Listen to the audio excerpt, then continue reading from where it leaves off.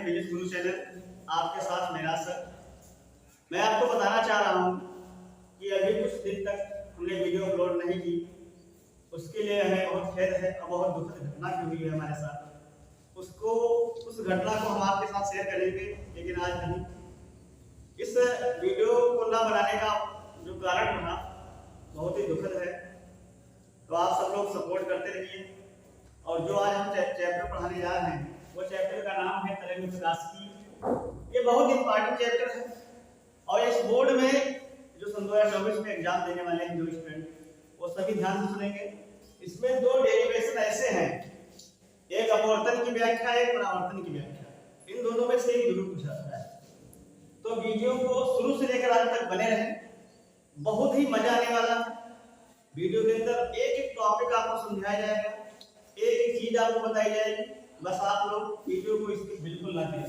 सबसे पहली हेडिंग जो है हमारी प्रकाश की प्रकृति, नेचर ऑफ लाइट। हम सभी जानते हैं कि प्रकाश की प्रकृति किन बातों पर निर्भर करती है। तो प्रकाश की प्रकृति में क्या क्या होता है, ध्यान से सुनते रहिएगा। प्रकाश में परावर्तन होता है, बहुत ही आराम से सुनिएगा। प्रकाश में परावर्तन होता है, इसको हम सिद्ध करके भी बताएंगे कि कैसे होता है। ये मान लीजिए कोई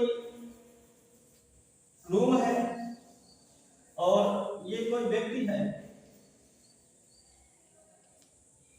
और ये व्यक्ति छत के ऊपर खड़ा है। इस रूम के बाहर जो है, छत के ऊपर जो खड़ा है, इसके हाथ में थाली है जो चिकना होती है। ये थाली लेकर के छत के ऊपर खड़ा है और प्रकाश जो भी एब्जॉर्ब हो रहा है, प्रकाश जो गिर रहा है, तो तुरंत अपना जो थाली है ऐसे मोड़ देता है। इस कमरे के बाहर जो है एक लेडीज खड़ी है, आंटी खड़ी है, तो उनके जैसे लाइट लगती है तो उनकी आंखें चकाचौंध हो जाती है। इसका मतलब ये होता है कि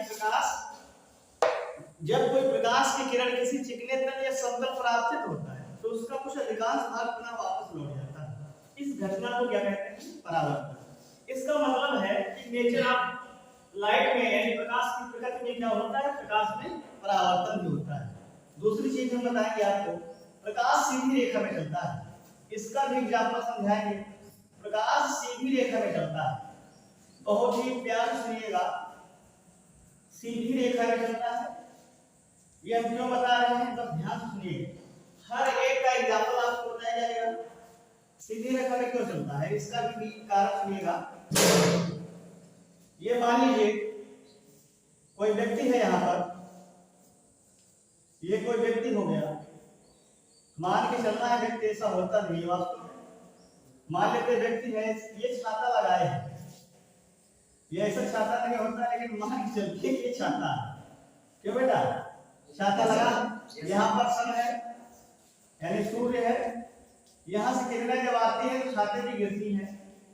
ये छाता लगा के व्यक्ति था, इसके छाते पे गिरती है तो ये जो व्यक्ति है इसके धूप नहीं लगती है। इसका मतलब ये है कि प्रकाश सीधी रेखा में चलता है। कभी आपने ये देखा है कि ये किरण आ करके मुड़ करके इनके लगी हो, ऐसा हुआ है क्या, नहीं हुआ। इसका मतलब ये है कि प्रकाश जो होता है वो सदैव सीधी रेखा में चलता है।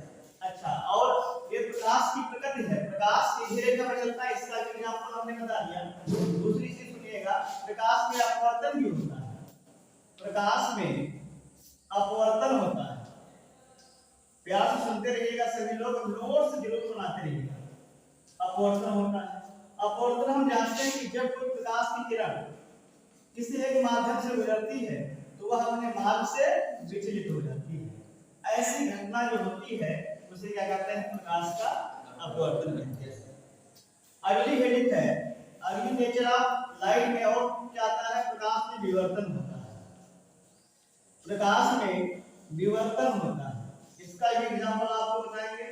विवर्तन होता है। और बेटा एक बात बता देते हैं हम सबको कि विवर्तन जो है चैप्टर भी है, ये लेसन का नाम ही विवर्तन एक है, अभी आगे बताएंगे आपको। पहले आप ये जान लीजिए प्रकाश में विवर्तन कैसे होता है।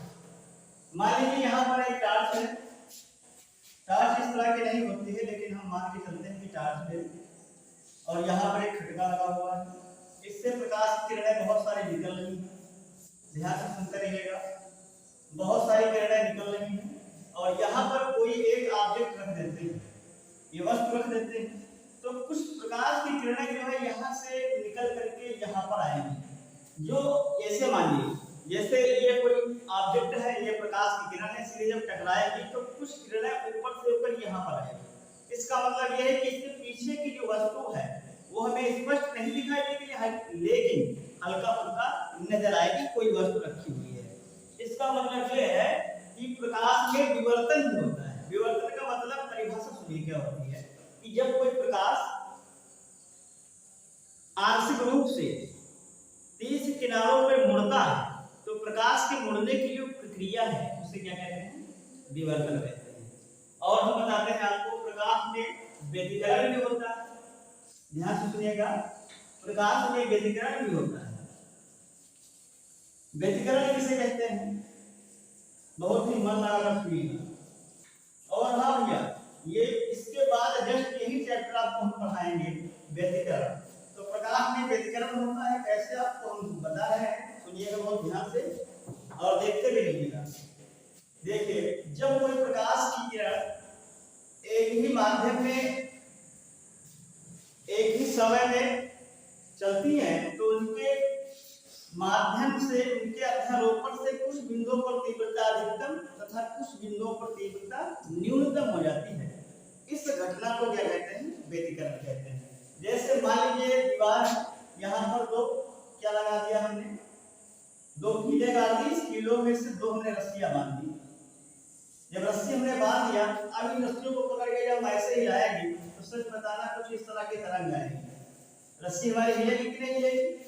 तो जो हाईएस्ट पॉइंट होते हैं ये जो हाईएस्ट पॉइंट होते हैं, ऐसे तरंग हमारी चलेगी कि नहीं चलेगी? जो हम रस्सी को पकड़ के हिलाएंगे तो ये जो हाईएस्ट पॉइंट होते हैं, इन्हीं हाईएस्ट पॉइंट को कहते हैं संपोषी व्यतिकरण। यानी इसकी परिभाषा फिर सुनिएगा, जब कोई प्रकाश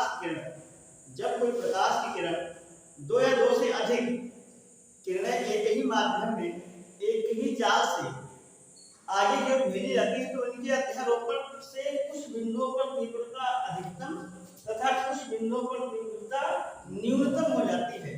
इस घटना को क्या कहते हैं? व्यतिकरण कहते हैं। तो हम जान गए कि प्रकाश में व्यतिकरण भी होता है। अगला पॉइंट है, ध्यान से सुनते रहिएगा भैया, बहुत सारे पॉइंट है, इसमें कम से कम 5 अच्छे पॉइंट जब आप लिखेंगे ना तभी आपको 2 नंबर मिलेंगे, अन्यथा 2 नंबर ऐसे कोई नहीं देगा। 2 नंबर ऐसे कोई नहीं देगा, ध्यान रखिएगा इस बात को। एक और है, प्रकाश में ध्रुवण होता है। क्या होता है? प्रकाश में ध्रुवण होता है। अब सुनिए ध्रुवण क्या होता है। ध्रुवण भी बेटा एक चैप्टर का नाम है।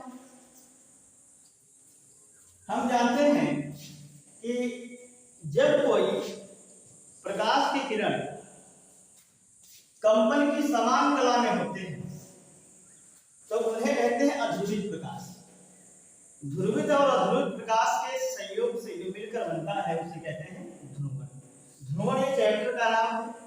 इसके बाद आपको सीधे लेकर चलते हैं, ये इतने पॉइंट सारे जब आप लिखोगे बेटा तब जाके आपको 2 नंबर मिलेंगे। इसके बाद जस्ट हेडिंग आपकी है, देखिए इसके बाद जस्ट हेडिंग है तरंगाग्र। इसको इंग्लिश में हम लोग बोलते हैं वेव फ्रंट। बहुत इंपॉर्टेंट चीज ये है, एक नंबर पूछा जाता है कंप्यूटर की तरंगाग्र किसे कहते हैं। तो इसकी डिफिनेशन पहले सुनिएगा, बहुत ही अच्छी है, मजेदार भी है। यदि माध्यम में कोई ऐसा प्रश्न खींचे कि स्थित सभी कण, यदि माध्यम में कोई ऐसा प्रश्न खींचे कि उसमें स्थित सभी कण कंपन की समान कला में हो, तो ऐसे प्रश्न को क्या कहते हैं? तरंगाग्र कहते हैं। फिर से सुनिएगा, यदि माध्यम में कोई ऐसा प्रश्न खींचे कि उसमें स्थित सभी कण कंपन की समान कला में हो, उन्हें क्या कहते हैं? तरंगाग्र कहते हैं। बहुत ही अच्छी परिभाषा है, सुनिएगा ध्यान से। तरंगाग्र भी हमारे 3 प्रकार के होते हैं।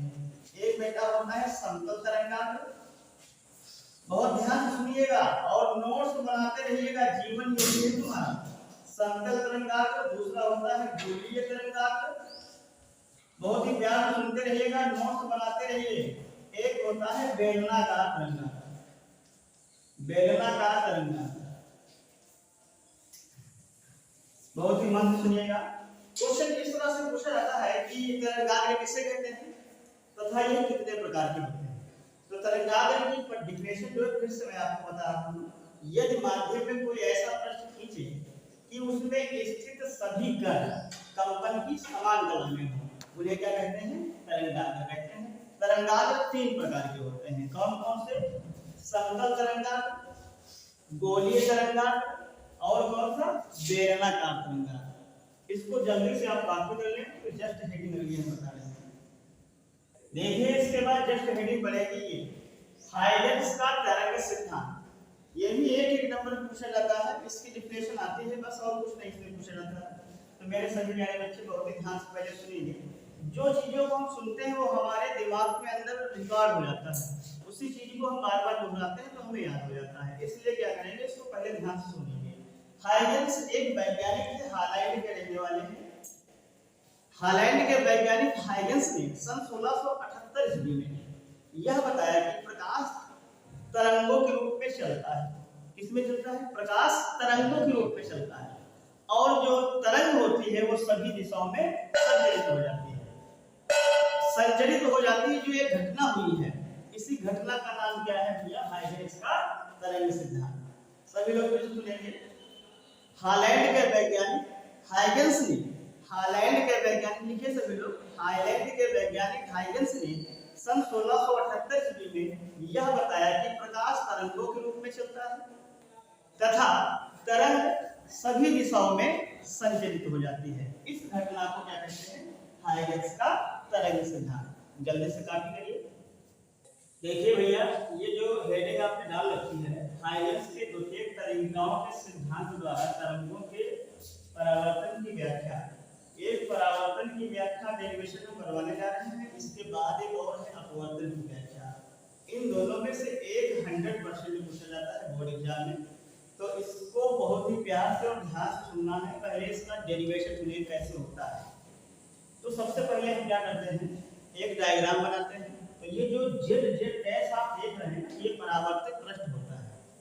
इस पर समतल तिरछा AB जो है, ए ये वाला और बी, समतल तिरछा AB जो है, तिरछा आपतित होती है प्रकाश की किरणें। जिससे क्या होता है, हम जानते हैं कि जब कोई प्रकाश की किरण किसी समतल पर आपतित होती है तो उसका अधिकांश भाग पुनः वापस लौट जाता है, फिर वापस लौट जाता है। फिर क्या होता है, इसमें एक लाइन थ्योरी लिखनी पड़ती है।